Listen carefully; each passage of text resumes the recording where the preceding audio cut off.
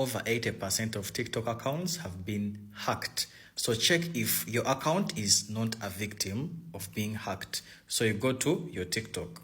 Once you go to your TikTok, you go to your profile, right? Tap on profile.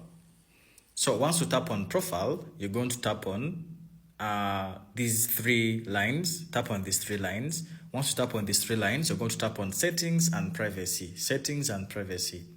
So once you tap on settings and privacy, you're going to tap on security and permissions. Security and permissions. Once you tap on security and permissions, you're going to tap on manage devices to see which devices have logged into your TikTok account before or now. So tap on manage devices.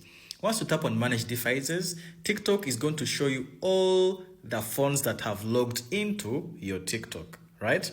So here it is only 14 Pro Max. It means that my TikTok account is safe and it has not been logged in by anyone else. So check if your account is safe. If this works for you, comment this is working for me and my account is safe. And if you want to make money on TikTok, just comment I'm interested in the comments to show you how.